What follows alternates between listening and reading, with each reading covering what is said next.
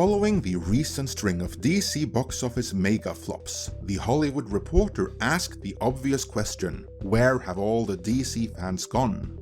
This article tries to answer that, but of course with The Hollywood Reporter being part of the entertainment media complex, and ultimately there to serve the studio, they naturally leave out the bits that would be too embarrassing for the studio.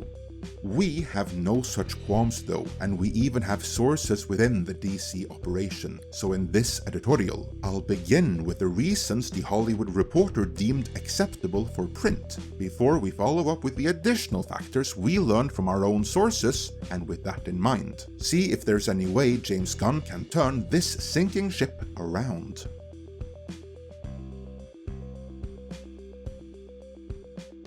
The Hollywood Reporter begins with the confusion between what we've called the DCEU up until now and James Gunn's upcoming DCU. Blue Beetle is in theaters, though sadly it seems few know it. Is it the penultimate installment of the DCEU paving the way for Aquaman and the Lost Kingdom, or is it the DCU's first entry? Few seem to know the answer to that one, given Gunn's perplexing comments that Blue Beetle is the first DCU character, but not the first DCU film. Right away, they seem to point to some confusion with exactly what James Gunn is doing. And right here, I might add that according to our sources, there is some level of frustration even within Warner and DC, because outside of James Gunn and Peter Safran, no one knows exactly what is going on or what the plan really is. The Hollywood Reporter then continues explaining the current state of affairs. A decade of constantly shifting decisions, executive musical chairs, overly aggressive critics, and overly aggressive fans have left DC fandom a house divided, the reflections of which we can see all over social media. It's a swamp that even Swamp Thing would be hesitant to dip a mossy toe into. There are those who are optimistic about the DCU's future and eager for a reboot following Gunn and Safran's unveiling of Chapter 1 in January. There are those who are puzzled over what the DCU actually is, given the mixed messaging behind some actors and projects continuing, like the Suicide Squad spin-off series Peacemaker, while most will not. There are those who lament that Snyder did not get to finish the saga he envisioned, but there are others who have moved on just as the director has. There are those who find a reboot unnecessary given the decade of work that's gone into building the DCEU. So clearly, brand confusion has to shoulder some of the blame. But the ones the Hollywood Reporter really feel are to blame here are the fans themselves.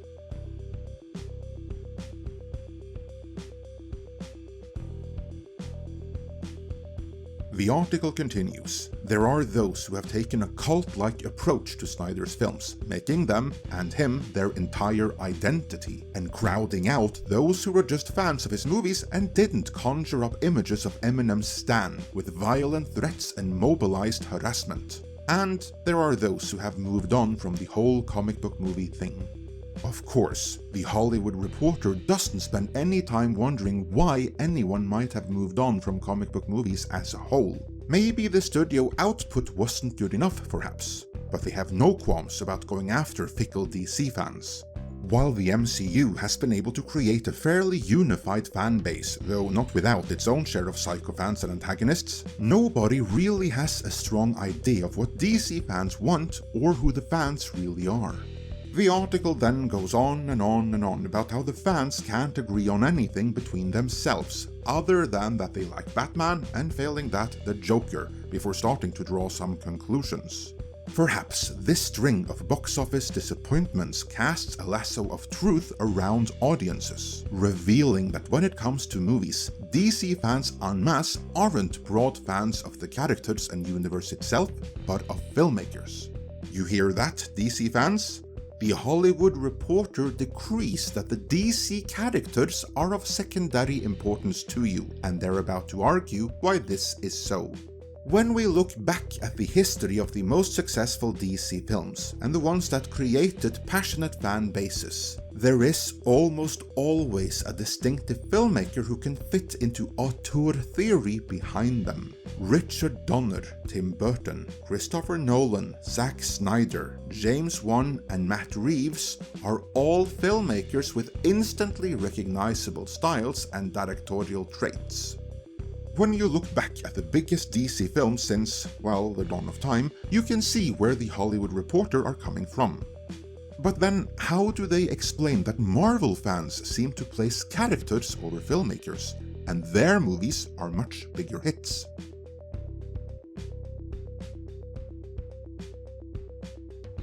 The article continues with the importance of auteur filmmakers to DC. It seems that it's this factor, not necessarily the characters themselves, that really separates DC's film projects from the MCU. The MCU has created a system in which fandom is generated by its characters, and the directors, for the most part, are secondary. The fans love Spider-Man, but they're not buying John Watts shirts or expressing interest in his personal life. But DC's fandom is driven by filmmakers elevated to celebrity status, and as a result, trust is placed in their decisions. It's that rationale that led to Black Adam, Shazam, Fury of the Gods, and Blue Beetle, all of which were marketed as Marvel Light, failing to draw out fandom. So, it would appear the Hollywood Reporter has diagnosed the problem of what happened to DC. With movies like Blue Beetle and Black Adam, they tried a Marvel-style focus on character, but DC fans aren't about that. They're about auteur filmmakers. And so, it's time to conclude and give the recipe for future success. The future of the DCU relies on Warner's awareness that much of this particular fanbase is less interested in cinematic universes and cameos, and more invested in filmmakers with distinct, sometimes even controversial visions. Those are films that fans will rally behind, but hopefully in a well-adjusted way that doesn't make you think you're going to see them inserting themselves into their director's family photos. That last part was another dig at the fans, and I will get back to that shortly. But first, let's address the Hollywood Reporter's main thesis.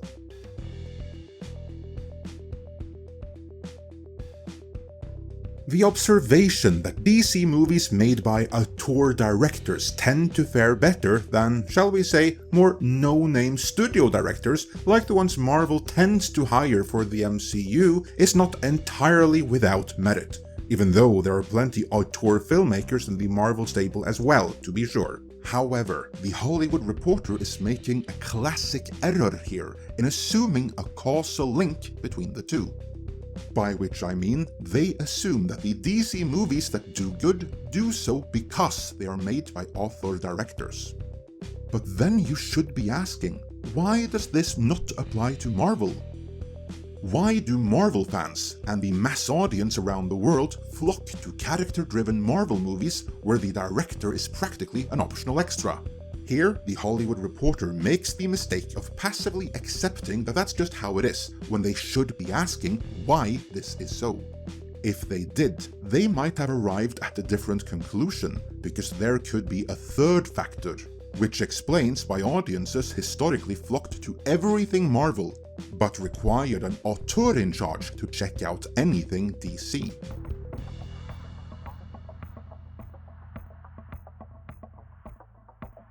Ignore the dumpster fire Marvel has been the past 4 years or so, and focus instead on the decades before that.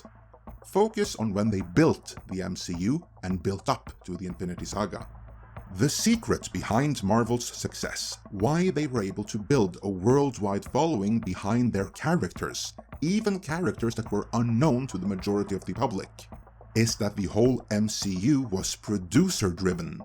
And more importantly, enough of those producers knew what they were doing in order to hold it all together. The individual filmmakers, regardless of what kind of filmmakers they were, had to curtail their vision and style to fit the overall tapestry of the MCU. For a functioning cinematic universe, this is a feature, not a bug. Any auteur filmmaker who couldn't compromise to that because he was too caught up with his own vision, like Edgar Wright, was let go and replaced by someone who understood that their job was to make an episode in what functionally was the Marvel TV series. and that's why it worked. That's how the Marvel characters ended up being consistent and prominent, and so the audiences around the world fell in love with them. Audiences saw what was on screen, not behind the scenes. If that same approach had been taken with DC, I'd bet the exact same thing would have happened there, and fans would have followed the DC characters instead of the filmmakers. But unlike the MCU, the DCEU was never producer-driven.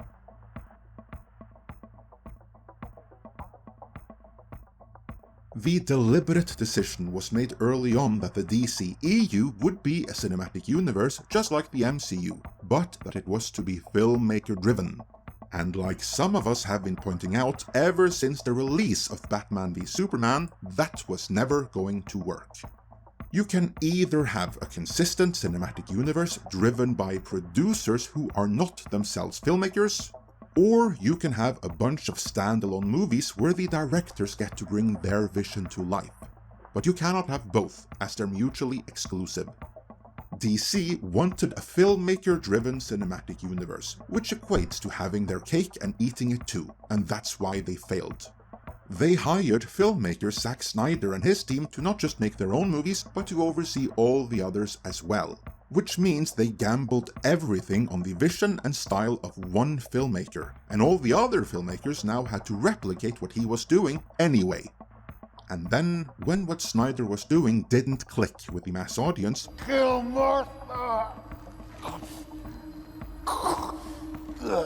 Why did you say that name? Find him! Save Martha!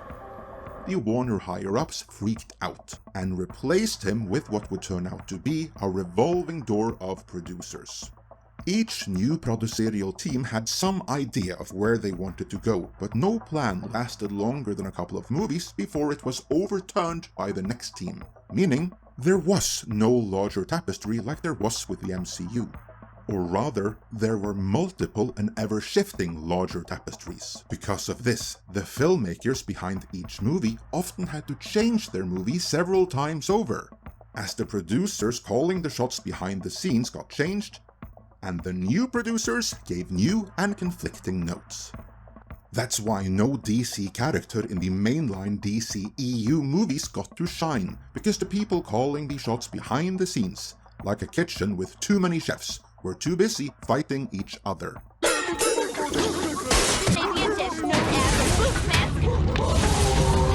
I submit the real reason the auteur films like Joker and the Batman and the Suicide Squad stood out isn't so much because they were made by auteur filmmakers so much as they were insulated from the behind-the-scenes madness that destroyed all the mainline DCEU films. So naturally, that's why audiences flocked to the DC movies that were made by auteur filmmakers, because they were the only ones that had any chance of being any good. The kind of crowd-pleasing episodic movies Marvel excelled at in the MCU simply couldn't be made under Warner's DCEU operation. This then is where I disagree with the Hollywood Reporter's recipe for the future. DC shouldn't continue with author-driven movies simply because they were the only ones that worked for them in the past. They should fix the behind-the-scenes issues that prevented anything else from working. That should be the takeaway here. The DC fans are gone because Warner and the DC producers botched it, worse than you'd imagine a franchise like DC ever could be botched. Then, to top it off, they announced that James Gunn would be rebooting it all, ending the entire DCEU, and they did so when Shazam, The Flash, Blue Beetle and Aquaman 2 were still due to be released. Did they not understand that this would signal to the audience that all of these movies just became creative dead ends? What were they thinking? Well, as it turns out, they were thinking about something else.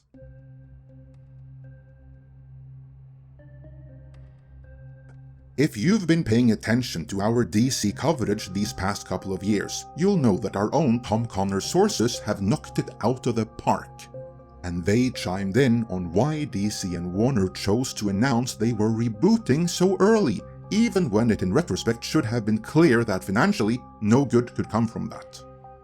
Before we get to why they announced the reboot so prematurely, remember how this entire Hollywood Reporter piece was laden with subtle anti-fan sentiments, with quotes like, "Those are films that fans will rally behind," but hopefully in a well-adjusted way that doesn't make you think you're going to see them inserting themselves into their director's family photos.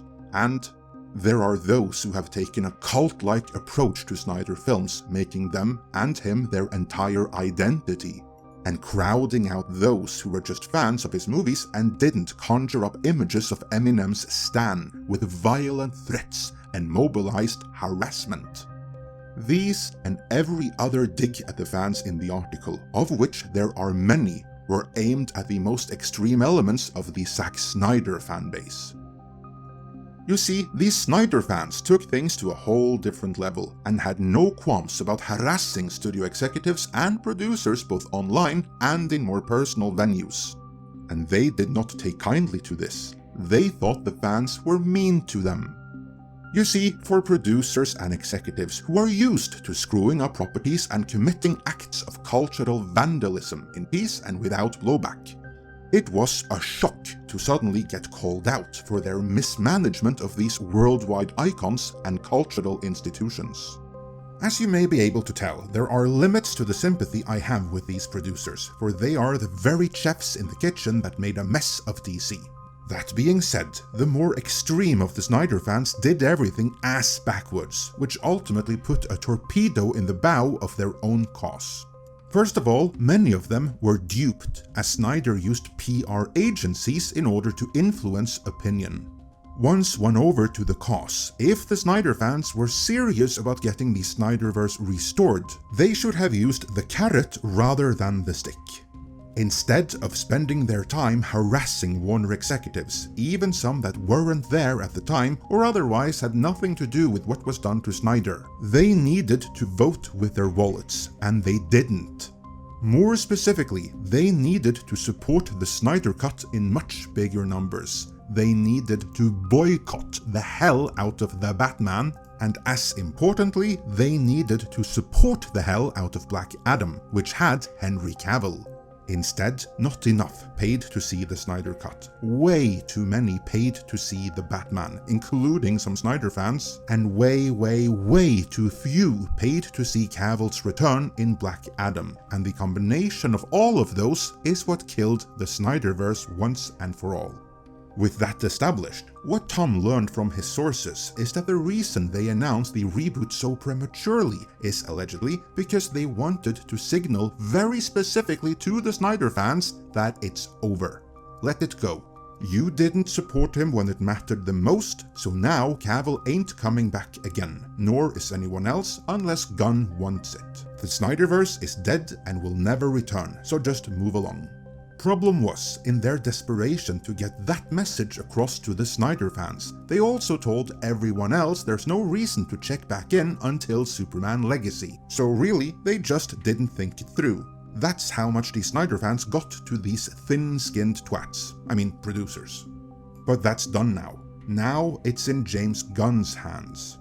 He is one hell of an auteur, no one can deny that. But it does kind of put us right back where we started when Zack Snyder was running DC, only with Gunn instead. Gunn has even made statements to the tune of that on his watch. The voice of the filmmakers will be heard, which is what Snyder said too. But will they though? Because the early batch of DCEU filmmakers had to curtail their vision to the fact that they were now in Zack Snyder's sandbox. So you'd think the future DCEU filmmakers will have to curtail their vision to that they will be playing in James Gunn's sandbox. More importantly though, should the filmmaker's voice be allowed to come through at all? Because as Marvel has shown, that is not how you build up a focus on the characters. Is James Gunn smart enough a producer to navigate this, or will the Gunnverse be the Snyderverse all over again? Time will tell, but in the meantime, I'd love to hear your thoughts on all of this in the comments.